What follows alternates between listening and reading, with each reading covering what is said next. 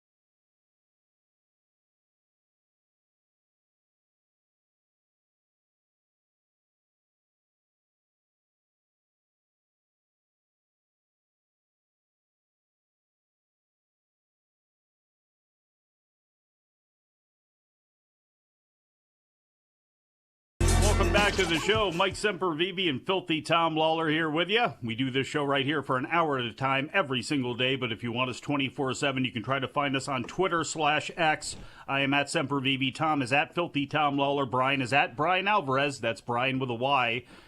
The website is at WONF4W, and the broadcaster is at Sports Byline USA.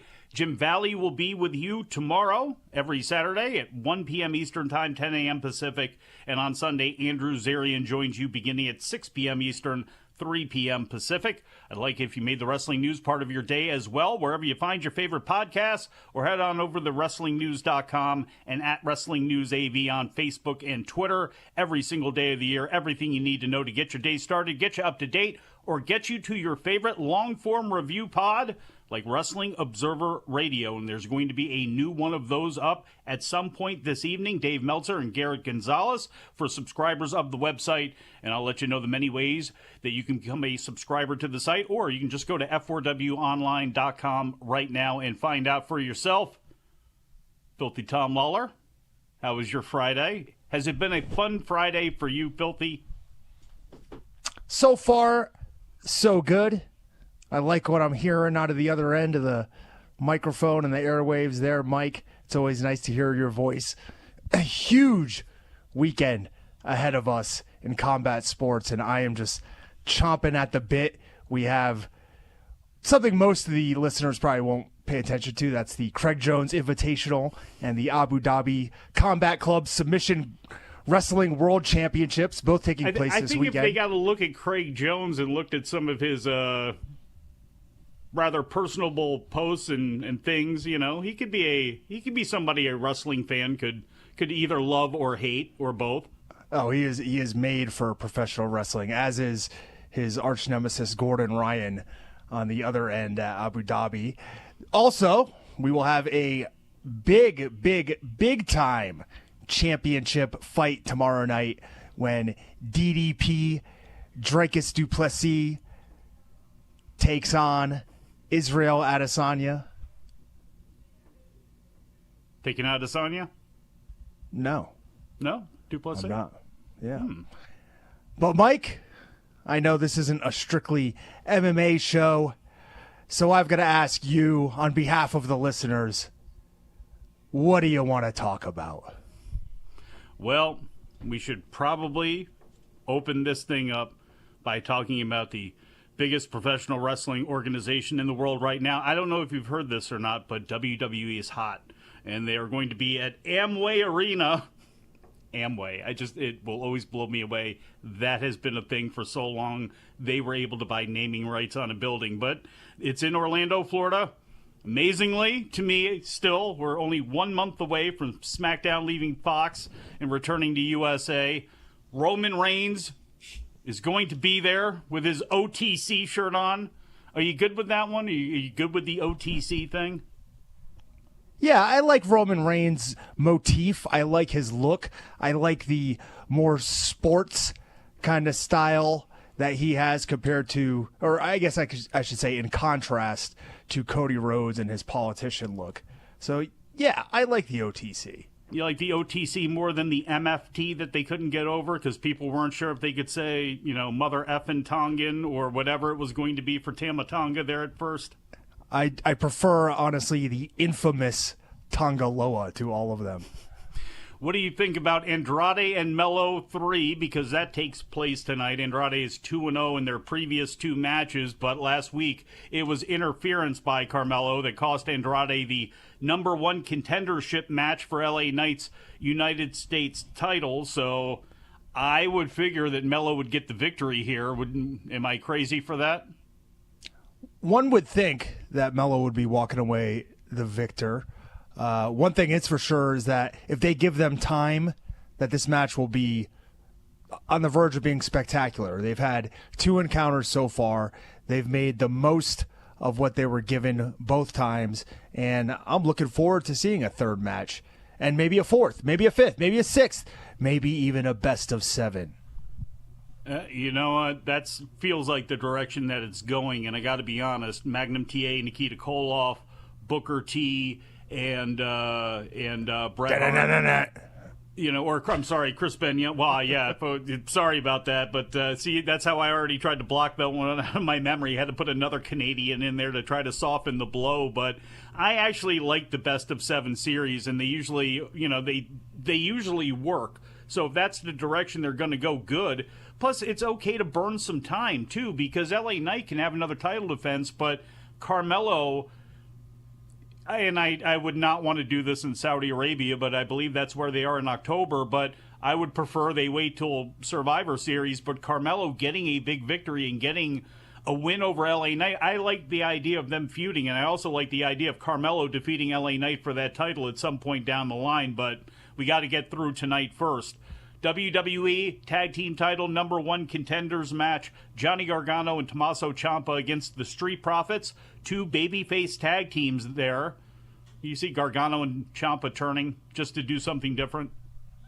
No, I think the Street Profits are going to win fair and square. I don't think that there's much in the way for plans for the tag division underneath of the tag titles right now. You could see like Pretty Deadly just keeps wallowing around trying to get people to be in their musical backstage. The Street Profits really don't get pushed that hard. I think they'll get the win here tonight because the Bloodline needs somebody to beat. Well, maybe, I guess, but like Candice LeRae, I guess. I don't know. To me, like, you can probably wait on doing Bloodline and Street Profits at some point, too, where there's going to have to be somebody else in that mix there, because it's not like the Street Profits and Bloodline, I wouldn't think, would be mixing it up every single week.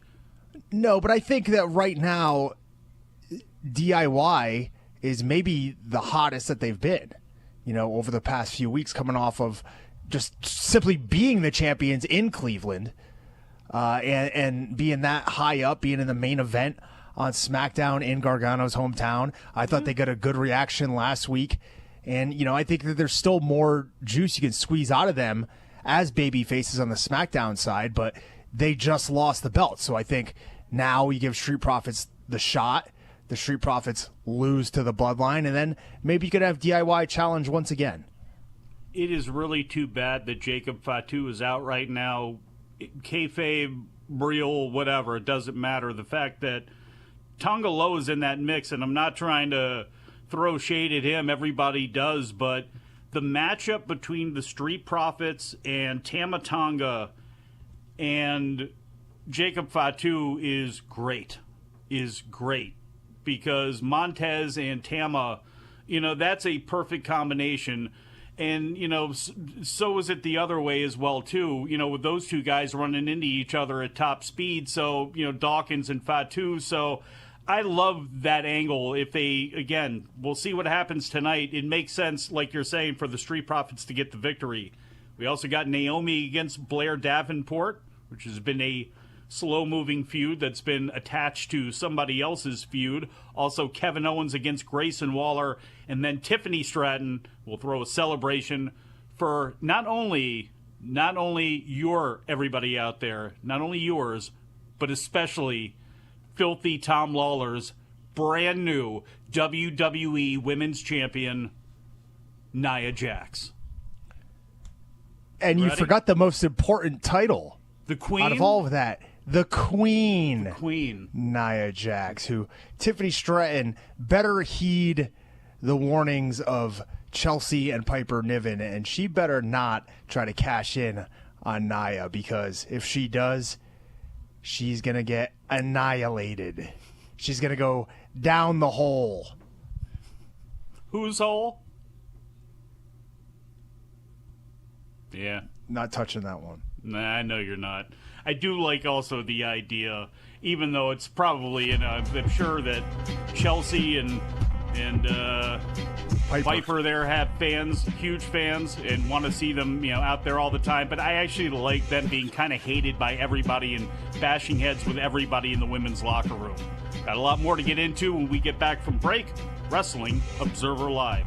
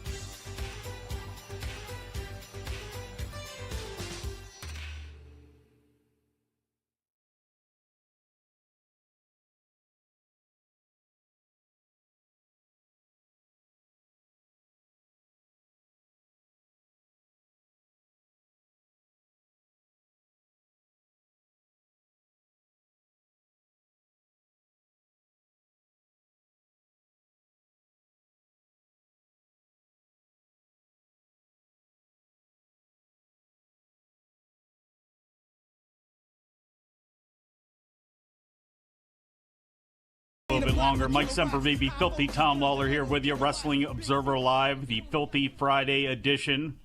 They are great in concert, by the way, Mike. Really?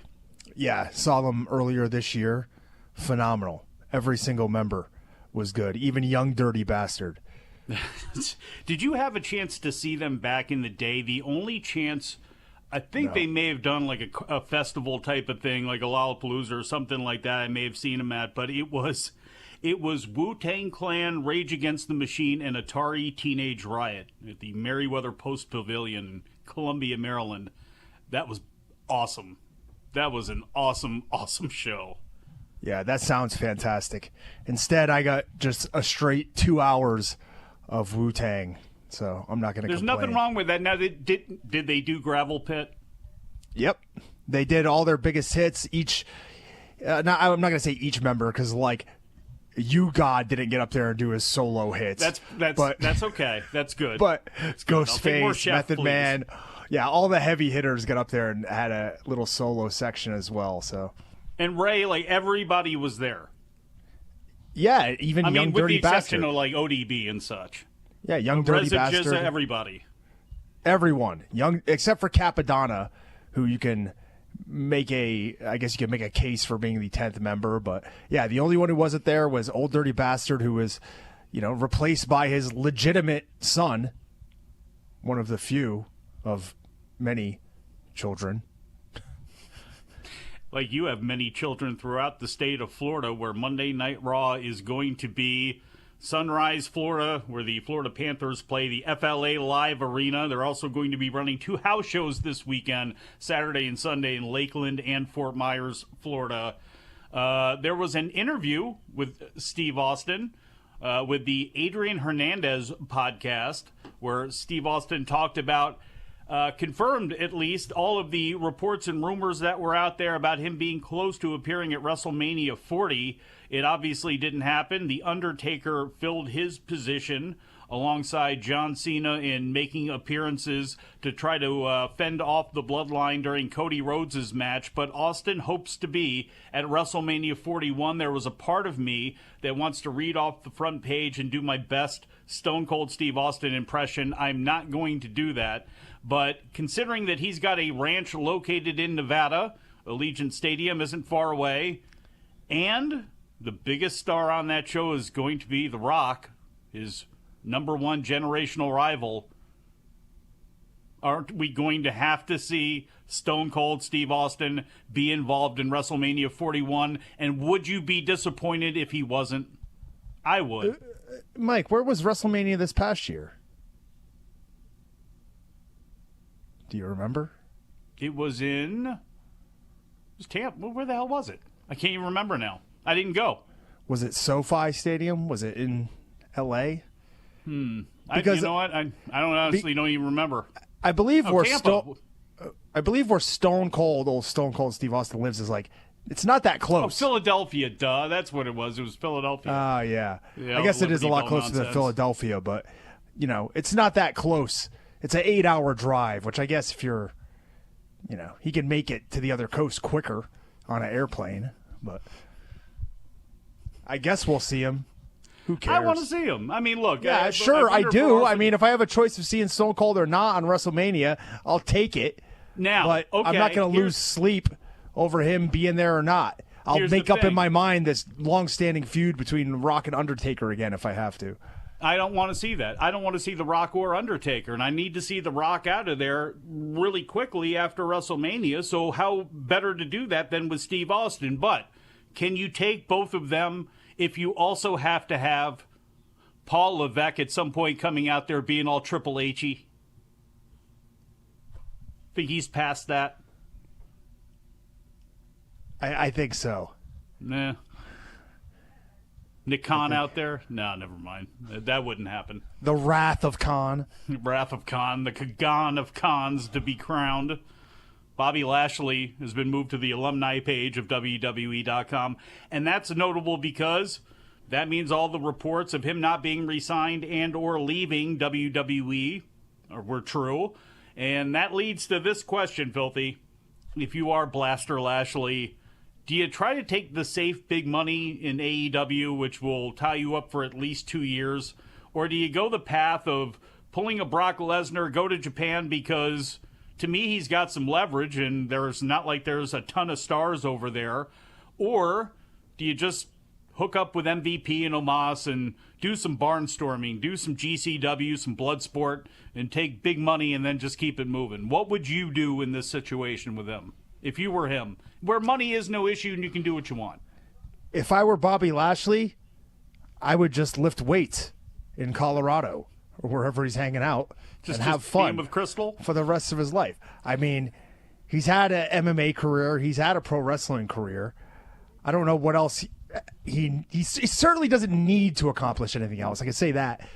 Whether he wants to accomplish more things, obviously it seems like he does. Yeah. It seemed like he had unfinished business in his mind in WWE. You know, AEW is the other show in town, but I don't really know where he would fit in there. I don't really see it, I guess. He could go to Japan. Sure, any promotion there would be dying to have Bobby Lashley on their roster or making, appearances for them. If you were going to do that, though, probably the option that would pay the most, and we talked about this off the air, would be Risen taking an MMA fight. Obviously he was a fighter in the past for Bellator. So we could see him, getting back in the cage, maybe, where the competition over in Japan for the heavier fighters is not as competitive. It's not as good as it is around the rest of the world. So that, besides retirement, would be my choice if I were old Blaster Lashley. So you really think it's time to just pack it on up, drive back to Colorado, be with the beautiful wife, and just live a beautiful life for till the end here? You would fight the urge to want to take some of that big AEW money or have some fun there throwing around Josh Barnett in Japan during a Bloodsport show? Yeah, I just told you what I would do. He can go throw around Bobby Oligan in Risen for some money. Would you fight it? Look, if you were him, is there any amount of money in the world at this point in his life where he could be, forget about a worked fight, but an actual MMA fight? Because I'm sure somebody would offer it. That's what I'm talking about. I know that, but Christ. But still, I mean, like, legitimately, though, if you're him, honestly, can you picture that? Yeah, I think so. He's defied, I guess, physics.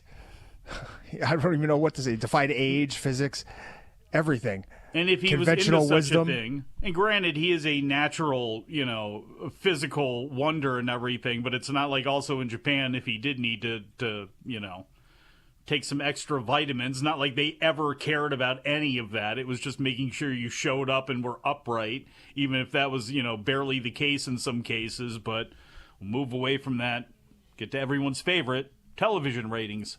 Numbers are in for this past Wednesday night's AEW on TBS.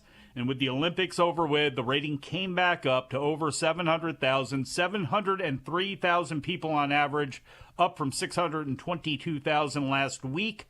The number was helped dramatically by regaining people 18 to 34. And last Friday, I think I said 50%. It was a 100% drop that they had from the week before in males 18 to 34. Whatever had them for that week, they all came back this week, about 88% of them. So the number came back up. 18 to 49-year-old demo, a .23 or 305,000 people. AEW Rampage is tonight on TNT. Matches taped Wednesday in Norfolk. No spoilers here. The Conglomeration, Mark Briscoe, Orange Cassidy, and Tomohiro Ishii against the Outrunners and the Butcher. Nyla Rose against Erica Lee. Nick Wayne against Kip Sabian, Kyle Fletcher and Roosh against KM. I guess who would that be? Kevin Matthews. Kevin Matthews, I'm sorry. And Rhett Titus. Oh, Rhett Titus still out there grinding away. I love it. And Top Flight, who have Action Andretti and my new favorite character, Stewardess Layla Gray in their corner against the M&M collection, of Mansoor and Mason Madden. Are you excited for this, Filthy, or will you be one of the 298,000 people who tune in tonight?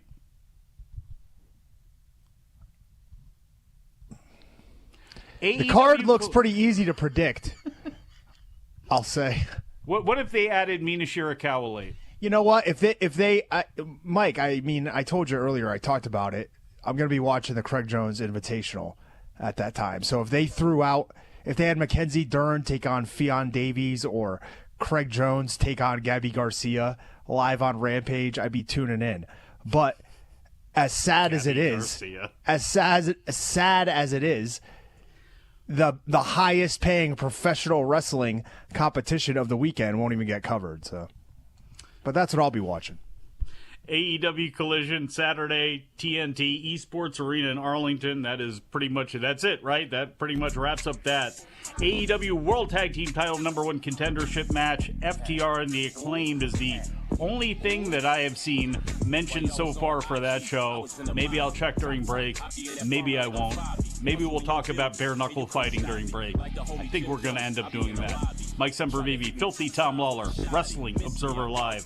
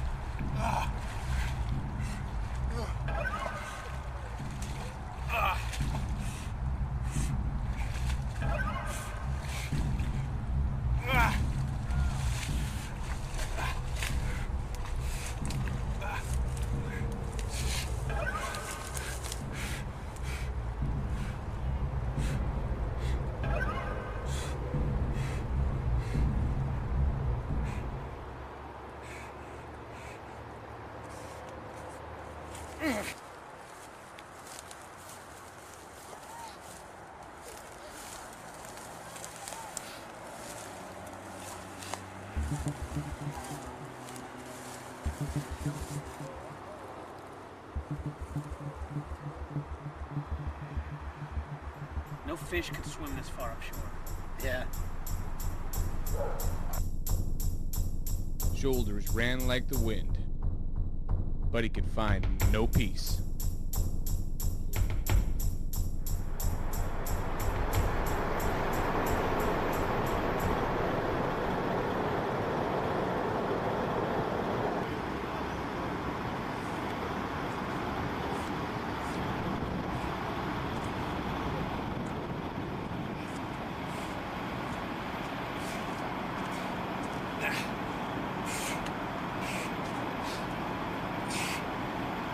Ugh.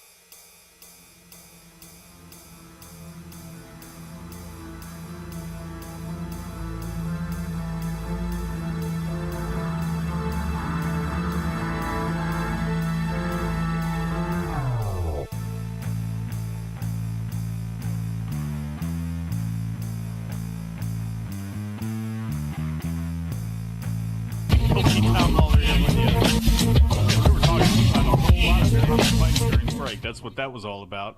Filthy. Your bare knuckles. Usually you throw down in New Japan Pro Wrestling. Actually, you throw down everywhere. And I was actually thinking to myself, do you know how bad it would have been for Brutus Creed? You were so close. You were so close that if you could have beaten him at Bloodsport and then lost to Paul Walter Hauser in the MMA match in MLW, like by default, that would mean Paul Walter Hauser is over Brutus Creed. Hey, well, let me give you a little inside information about both these gentlemen, is that they both barfed in they're like one of them barfed before the match and one of them barfed after the match.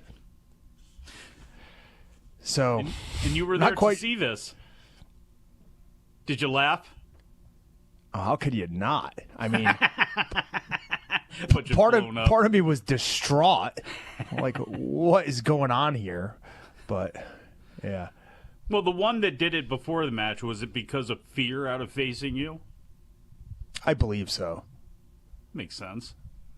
Hopefully you and Fred have some fear instilled into those turncoats, Jarrell Nelson and Hoyce Isaacs. Is he still Hoyce, or now that everything has gone down, has he been reduced to just being plain old Royce, no 5'9"? He definitely does not get the 5'9" moniker. Not revered on the microphone at all. Whether it's rapping or just cutting a promo. This guy can't even put a sentence together. He's over there with his cheese and wine, sounding like a violin. Like, Royce and Jarrell are going to get a beat down at Capital Collision. Can you just not wait to punch both of them right in the face? That's really, I'm not saying jumpstart. I'm saying do it all by the books. Wait till the bell rings, but just go over and punch them both in the face. I know Fred's got to want to at this point. Look at all the abuse Fred's been through. I'd love to punch every single person that I've seen on this card in the face. Zack Sabre, I'm still sick of looking at his face. He's wrestling Hechicero, who I would love to punch him in the face, but I want to see his face first because I have no clue what he looks like. You got Gabe Kidd over there disgracing the New Japan Strong title online.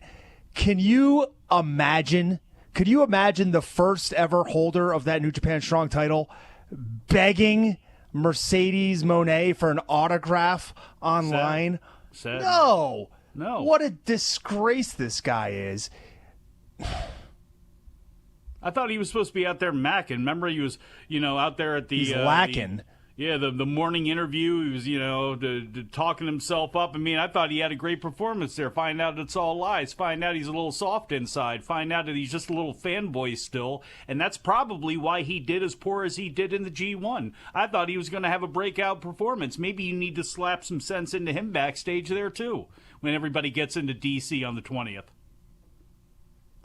Yeah, speaking of that G1, we have the semifinals coming up Saturday night. We do. Is that our Saturday night? Or Japan Saturday night? Japan Saturday night or something like that. I don't know. We'll know tomorrow morning and put it to you like that. It's either tonight or tomorrow. It's either going to happen tonight or tomorrow. But actually, it's going to be tomorrow. Tonight, okay. Tomorrow, whatever. Go ahead. Would you like to talk about the matchups? Yeah. Well, what are they? Climax. Go ahead. Block A final. I believe it's Zack Sabre Jr. who won this block with 14 points. Is that correct? That is Taking correct. on Shingo Takagi. Yes. And on the other side, it would be David Finlay and Yota Tsuji. And I am going to make the call right now that we will have Yota Tsuji walk out as the winner of the G1 2024. He will win the New Japan Cup this year. He will win the G1, defeating Shingo Takagi in the finals, the second in command, I guess you would say, of LIJ. And then at the Tokyo Dome, he will beat Tetsuya Naito and usurp him as the number one guy in New Japan. I think that only makes sense. It really does. And Zack Sabre Jr. and Tsuji in the final, I mean, Sabre can make Tsuji look fantastic and can take him the half hour that this match is probably going to go, and to be a feather in Yota Tsuji's cap and try to give him just another little oomph up, you know, especially at a time when Umino's hurting. They did their best with Narita throughout this tournament, but you think Zack's beating is the guy. You think Zack's beating Shingo? I think he is. Although I do like the idea of the story. To me, there's a story there because Shingo already beat Naito once. Shingo and Tsuji, you got two LIJ guys who at the end, Naito can come in the ring and look at these two guys after he's lost a bunch of matches, after it's been played up, the fact that he can't do the Destino or he has problems with it. It's a long way to the Dome, and he's lost to some guys. And that could be, to me, a really interesting story if they want to go ahead and tell it that way. I don't know if they will, though, because, again, Zack Sabre Jr., with what Shingo went through with the Okan and him, you know, with his arm and everything, yeah, he could maybe overcome Zack Sabre, but I think they used that as a way for Sabre. You know, he's going to have a weak spot to end up ultimately getting his victory, and I think he's the right guy to maybe, again, drag Yota Tsuji. And again, not that, you know, the man comes with handles or anything like that. When he's in there with guys, he can hold up his end of the deal, but you know, again, he's so young and he's had so much, you know, he hadn't had that kind of experience yet where he could really stand, to me, to use Zack Sabre Jr. to help get him over in this thing. And to me, Finlay and Sabre winning, again, in this year where New Japan is supposed to be homegrown and Hiroshi Tanahashi and we're pushing these young guys, and you kind of sort of saw that in the G1 tournament, you know, the idea of two foreigners. You know, it's hard for me to believe that one of them is not going to make the final. Yeah, I mean, I guess you could have, obviously, you could have Zack win. Zack is the, I guess, bigger scalp in the G1 for Tsuji than Shingo would be. You could go back later. Who won between Shingo and Naito in the block? Do you remember? Shingo. So you could always go back to, I guess, a battle between Shingo and Naito for the belt. You could have Tsuji and Shingo face off. You could hold off Shingo and maybe, you know, Tsuji wins the title from Naito and then Shingo's his first defense. But no matter which way you look at it, I think when you add all of those elements in there, it's some pretty damn good matches are going to come out of the top of this New Japan Pro Wrestling card for the rest of this year. The G1 was... If you're a hardcore New Japan fan, you were disappointed in a way because I think you wanted to see more Gabe Kidd rather than like Ren Narita making a run to the finals. You didn't want to see so much Evil House of Torture stuff, but they didn't actually put Evil in. They didn't put Ren Narita in. And again, they could treat some of their younger guys maybe a little bit better here, but hopefully they do have that going forward because Hanare is a guy that I think, again, smart move to kind of get him going because he's a guy that to me is exportable very easily to come to the States for an AEW show or the New Japan shows like Capital Collision. Yeah, for sure. Hanare is a guy that, he's hard hitting. His wrestling style translates, very well to both continents, Japan and here as well. I had a point to make, and I forgot it because you brought up Hanare. See, look at that. Where are you staying, by the way, when you come to D.C.? Because I can tell you where you should stay. Delmarva?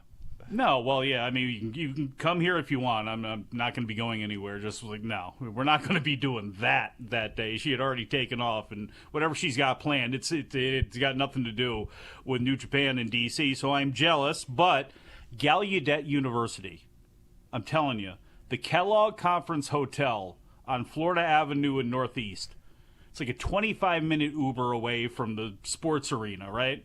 just straight south, like 6-7 miles, but it is so much better than staying on that side. And because it's Gallaudet, it's relatively quiet because, it's a deaf university.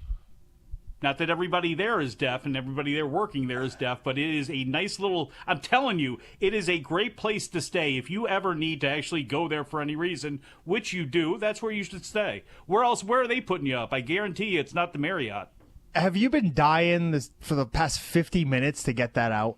No. To bring up this Gallaudet University and the deaf joke? I've stayed really? there. No, this I'm is almost, telling you. This is almost I've as stayed bad. There a couple times. Mike, this is almost as bad as all the people complaining about the new WWE themes when they don't realize that the guy making them is deaf. Like Def Jam? Like Def Rebel. Oh. Wow. No, I have not made a deaf good joke. Lord. I haven't made a deaf joke since Mark Hamill. Thank you very much. I made that same Matt Hamill. You mean Matt Hamill? I made that same joke on air with Lance and Bryan, and it fell perhaps on even more. It fell flat even more so than it did here. Put it that way. Did you see Matt Hamill? I haven't seen Matt Hamill in years, actually. He challenged John Jones to a rematch. He said, Dana White, John Jones, if you want to get that one erased, you should give me a rematch. The only man to beat him. Are you kidding me? By DQ, all back in the day. I remember he used to make, have some Matt Hamill jokes and stuff like that. All fun-spirited, but he's out there cutting promos, and I would mimic his promos and everything. I bought one box of UFC cards one time, and it's like, all right, what autograph am I going to get here? It was like, they had Brock Lesnar and, all these people, and it was like, damn it if I didn't get Matt Hamill. That was the one I got. It's like, well, that figures. Hey, former winner of the Ultimate Fighter, right? What did he go out there? That? I believe it was a long time ago now. And then he went out there 2 or 3, and then didn't he beat Tito Ortiz? Didn't he end up beating his coach from the show? I can't remember. Later on. I can't. There's been so many of them now. I remember when the thing started, how big of a deal it was, and to hear them, they blanketed radio stations like the all-news station in D.C., WTOP. They had bumpers during the sports where, someone was absolutely harmed in the making of this episode, and they did such a good job with Spike and all that stuff. It is amazing in hindsight. Vince has always been such a bastard. You hear about Dana White offering things to him and wanting to do things, and Vince shooting him down, and he never gets upset with it. But if Vince would have shot down the Ultimate Fighter on Spike, how long? I think we would have still gotten to this point, but it would have been tough to do, I think. I wouldn't be here. That's true. We'll be back. Wrestling Observer Live.